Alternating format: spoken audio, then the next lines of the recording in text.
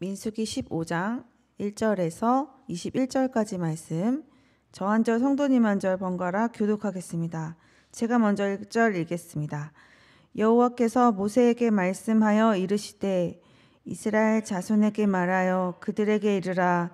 너희는 내가 주어 살게 할 땅에 들어가서 여호와께 화제나 번제나 서원을 갚는 제사나 낙헌제나 정한 절기에 소나 양을 여호와께 향기롭게 드릴 때에 그러한 헌물을 드리는 자는 고운 가루 10분의 1에 기름 4분의 1인을 섞어 여호와께 소제로 드릴 것이며, 번제나 다른 제사로 드리는 제물이 어린 양이면 전제로 포도주 4분의 1흰을 준비할 것이요, 순양이면 소제로 고운 가루 10분의 1에 기름 10 섞어 준비하고, 전제로 포도주 3분의 1흰을 드려 여호와 앞에 향기롭게 할 것이요, 번제로나 서원을 갚는 제사로나 화목제로 수송아지를 예비하여 여호와께 드릴 때에는 소제로 고운 가루 10분의 3 에바에 기름 반 흰을 섞어 그 수송아지와 함께 드리고, 전제로 포도주 반 흰을 드려 여호와 앞에 향기로운 화제를 삼을지니라. 수송아지나 순양이나 어린 순양이나 어린 염소에는 그 마리수마다 위와 같이 행하되 너희가 준비하는 수요를 따라 각기 수요에 맞게 하라. 누구든지 본토 소생이 여호와께 향기로운 화제를 드릴 때에는 이 법대로 할 것이요, 너희 중에 거류하는 타국인이나 너희 중에 대대로 있는 자나 누구든지 여호와께 향기로운 화제를 드릴 때에는 너희가 하는 대로 그도 그리할 것이라. 회중 곧 너희에게나 거류하는 타국인에게나 같은 율례이니 너희의 대대로 영원한 율례라. 너희가 어떠한 대로 타국인도 여호와 앞에 그러하리라. 너희에게나 너희 중에 거류하는 타국인에게나 같은 법도 같은 규례이니라. 여호와께서 모세에게 말씀하여 이르시되 이스라엘 자손에게 말하여 이르라. 너희는 내가 인도하는 땅에 들어가거든 그 땅의 양식을 먹을 때에 여호와께 거제를 드리되 너희의 처음 익은 곡식 가루떡을 거제로 타작마당에 거제같이 들어 드리라. 너희의 처음 익은 곡식 가루떡을 대대에 여호와께 거제로 드릴지니라. 아멘.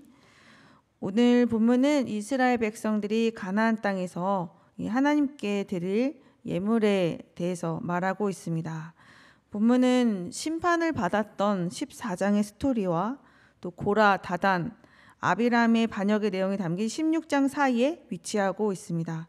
다소 연결되지 않는 내용이 삽입된 듯한 인상을 주어서 좀 어색하게 보이기도 합니다. 그리고 백성들은 이제 광야에서 40년 동안 방황하다가 죽음을 맞이할 것이기 때문에 오늘의 본문의 말씀이 이들에게 직접적인 영향을 주는 본문이 아닌 것도 사실입니다.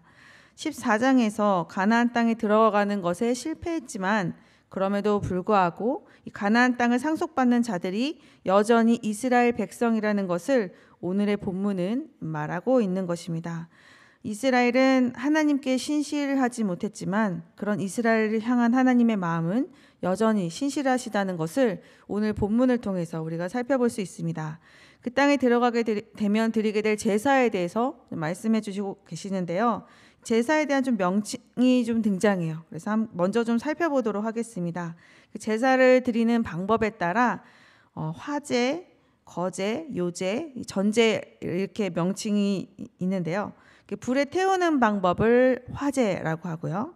제물을 높이 들고 또 아래로 내리는 방법을 거제라고 해요. 그리고 흔들어서 사용하는 올려드리는 방법을 요제, 포도주나 독주를 이렇게 제물에 부어드리는 방법을 전제라고 합니다. 짐승을 불에 태울 때는 그것을 번제라고 부르고요. 곡식 가루나 무교병을 기름과 유향에 섞어서 태우는 것을 소제라고 합니다. 번제와 소제 모두 불을 사용해서 드리는 제사이기 때문에 화제에 속하겠죠. 낙헌제는 자발적이고 즐거운 마음으로 하나님께 드리는 제사를 말해요. 대체로 서원이 끝나거나 기도 응답에 감사하는 마음으로 드리는 제사죠. 서원제와 자원제가 이 낙헌제에 속하게 됩니다. 하나님께서 2절에 이렇게 말씀하십니다. 이스라엘 자손에게 말하여 그들에게 이르라. 너희는 내가 주어 살게 할 땅에 들어가서, 내가 주어 살게 할 땅에 들어가면이라는 이 표현을 하셨어요. 이 정탐꾼이 보고할 때 악평했던 그 가나안 땅은 사실 이스라엘 백성의 스스로 힘으로 쟁취하는 땅이 아니라 하나님께서 주셔서 살게 하시는 땅이었죠. 3절입니다. 여호와께 화제나 번제나 서원을 갚는 제사나 낙헌제나 정한절기에 소나 양을 여호와께 향기롭게 드릴 때에, 하나님께서 주신 그 땅에서 산다는 것은 하나님과 교제하는 삶을 말해요. 백성들이 드리는 제사가 하나님께 향기로운 향기로 올라가는, 그리고 하나님께서 그 향을 받으시는 이 친밀하고 아름다운 교제가 이루어지는 삶이죠. 그러나 지금 가나안 땅은 하나님 앞에 그렇게 살고 있지 않습니다. 이방인들은 이 풍년을 위해서 신을 만들어 성적으로 굉장히 문란한 행위 자체를 예배로 삼았고, 어떤 때는 자신들의 부와 안녕을 위해서 자신의 신에게 자녀를 제물로 바치는 행위도 서슴지 않고 있었습니다. 그런 가나안 땅의 거민들을 몰아내고 그 땅에 정착하며 하나님께 향기로운 제사를 드리는 그것은 세계 여러 민족 중에서 하나님을 먼저 만난 증인으로서 모든 민족들 앞에서 하나님 앞에 합당한 백성의 도리를 시연하는 삶이 되는 것이죠. 이후의 9절은 이제 하나님의 거룩한 나라의 백성으로서 하나님 앞에 나아갈 때 가나안에 살고 있던 백성들이 드리던 우상 숭배의 방식이 아니라 하나님께서 말씀하신 방식을 지금 소개하고 계시는 거예요. 레위기 1장과 2장에서는 이 번제와 희생제사를 드릴 때 소제와 전제를 함께 드리지 않아요. 보통은 초실절, 초막절에 제물을 드릴 때 소제와 전제를 함께 드리는데, 오늘의 이 본문 규정은 화제, 번제, 서원제, 낙헌제, 절기제를 드릴 때에 이 전제와 소제를 함께 드리는 규정을 추가하고 있습니다. 4절입니다. 그러한 헌물을 드리는 자는 고운 가루 10분의 1에 기름 4분의 1인을 섞어 여호와께 소제로 드릴 것이며, 이 고운 가루는요 당시의 최상급 밀가루예요. 그리고 기름도 많은 양의 곡식을 사용해야 소량을 얻을 수 있는 좀 귀한 것이죠. 이것이 소제와 함께 쓰이는 재료입니다. 화제, 번제, 서원제, 낙헌제, 절기제에 소나 양을 드릴 때 이 소제를 이제 정한 양대로 드리라고 말씀하고 계세요. 5절에서 7절은 이 번제나 다른 제사로 드리는 제물이 어린 양이면 전제와 함께 드리고 순양이면 소제와 전제를 정한 양대로 드리라고 말씀을 하고 계세요. 특히 전제 양을 말씀하실 때 어린 양의 제물에 사용하던 이 전제 양보다는 이 순양에게 부어야 할 전제 양이 더 많았습니다. 8절에서 10절은 서원제, 화목제로 수송아지를 드릴 때 소제와 전제를 이 정한 양대로 함께 드리라고 말씀하고 계세요. 수송아지 역시 이 순양보다 많은 양을 말씀하고 계세요. 제물의 어떤 몸집의 크기나 무게에 따라서 소제와 전제 양도 좀 같이 늘어나는 것을 우리가 살펴볼 수 있죠. 제물에 따라서 합당한 값을 적용했습니다. 11절과 12절은 앞에 제시된 전제와 소제의 양이 각각 한 마리에 대한 것이니까 마리수가 만약에 늘어나게 되면 각각 마리수마다 적용하여서 소제와 전제를 드리라고 말씀하고 계세요. 이 소제는 의무가 아니라 자원하여 드리는 것입니다. 은혜에 감사하고 충성의 삶을 다짐하면서 드려요. 내 소유의 전체가 하나님의 것이라는 것을 고백하면서 드리는 제사죠. 전제는 속죄에 대한 감사와 기쁨으로 드리고 하나님을 향한 뜨거운 헌신으로 드리는 제사입니다. 오늘 본문에서 이렇게 전제와 소제가 추가되었는데요. 이것은 자원하는 마음으로 감사와 기쁨을 담아 고운 가루, 기름, 독주와 포도주와 같이 귀한 것들을 추가해서 드리는 것입니다. 이 광야에서는 구할 수 없는 재료들이죠. 하나님께서 들어가게 하셔서 살게 하실 그 가나안 땅에 나는 소산물로 소산물을 거둬야지만 이 것들을 추가해서 드릴 수 있습니다. 하나님께서 이 전제와 소제를 추가해서 요청하시는 그 요구 안에는 가나안 땅에서 살 때 모든 것을 풍성하게 공급하시겠다는 하나님의 약속도 함께 포함되어 있는 것입니다. 백성은 감사와 기쁨을 담아 하나님께 드리고 하나님은 그 땅의 소산을 그의 백성에게 풍성하게 공급해 주시는 그 은혜가 이제 앞으로 살아갈 가나안 땅에서 일어나게 되는 일이죠. 이것을 통해 하나님께서는 어떤 순간에만 역사하시는 분이 아니라 우리의 모든 삶과 일상 가운데 밀접하게 간섭하시고 그의 손길로 채워주는 분임을 우리가 깨달을 수 있습니다.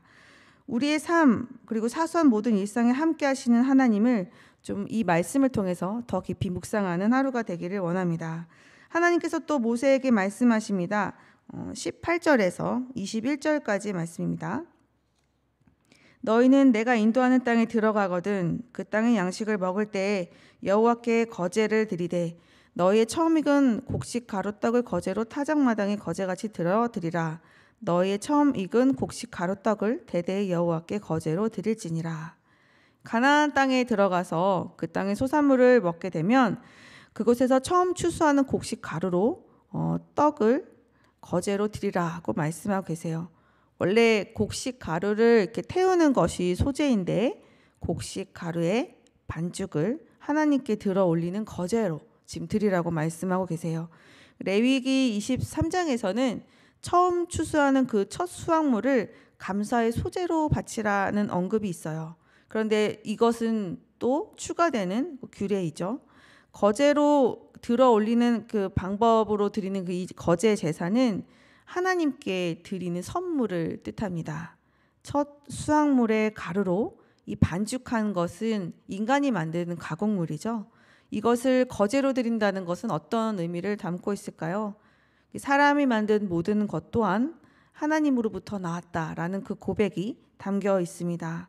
이렇게 처음의 것을 하나님께 구별하여 드리는 것은 이 땅과 우리가 누리는 모든 것이 하나님으로부터 나온다는 것을 인정하는 것을 보여줘요. 이런 마음으로 사는 사람은 어떠한 모습으로 살아갈까요? 매사에 주어지는 일상 가운데 하나님께 불평하지 않고 감사하는 겸손한 모습으로 살아갑니다. 이 만나의 묵상이 깊어질수록 매출하기의 탐욕은 더 이상 우리를 유혹하지 못할 것입니다. 끊임없이 죄를 짓고 하나님을 무시하는데도 하나님은 그 언약을 지키시고 신실하게 그의 백성을 가나안 땅으로 인도하시는 분이십니다. 하나님의 백성이 살아가게 될 가나안 땅은 하나님께서 주셔야 살게 되는 땅입니다. 그 땅에서 사는 백성은 그들 자체만의 그 고유한 것이 아니라 모든 나라에 소개되는 그리고 보여주는 그 하나님 나라의 모습이 되는 것이죠. 구원하신 하나님의 은혜에 자원하는 마음으로 감사와 기쁨을 담아 향기로운 향기를 올려드리고 또 하나님께서는 그 땅에 사는 백성에게 풍성한 것을 채우심으로 백성의 모든 일상과 삶 가운데 역사하심을 보여주고 계십니다. 그의 백성은 모든 것은 다 하나님께로부터 온 것임을 인정하고 처음 것을 구별하여서 하나님께 드리죠. 우리도 세상 가운데 살아가고 있는 하나님의 백성으로서 하나님과 이렇게 친밀한 교제를 나누기를 원합니다. 내게 있는 모든 것이 내 손으로 쟁취한 것 같지만 이 모든 것은 하나님께로부터 온 것임을 우리가 잊지 않고 주어진 것에 대한 감사와 또 주실 것에 대한 기대와 소망을 가지고 살아가는 오늘 하루가 되기를 원해요. 오늘 하루의 모든 삶이 하나님 앞에 향기로 올려지는 귀한 하루가 되시기를 진심으로 소망합니다. 함께 기도하시겠습니다. 우리를 사랑하시고 은혜를 베풀어 주시는 하나님 감사합니다. 우리에게 있는 모든 것이 하나님께서 우리에게 주신 선물인 것을 더 깊이 묵상하는 하루가 되기를 원합니다. 하나님의 사랑과 놀라운 은혜를 더 깊이 묵상하며 그 감사와 기쁨으로 살아가는 오늘 하루가 되게 하여 주시옵소서. 귀한 선물과 같은 오늘 하루 우리의 삶이 하나님께 향기로운 것이 되게 하여 주옵소서. 감사드리며 예수님의 이름으로 기도드렸습니다. 아멘. 두 가지 기도 제목으로 기도하신 후에 개인 기도로 나아가겠습니다. 하나님께 더 가까이 나아가는 우리가 되게 하소서. 일상 가운데 역사하시는 하나님을 발견하고 감사와 기쁨으로 살아가게 하소서. 함께 기도하시겠습니다.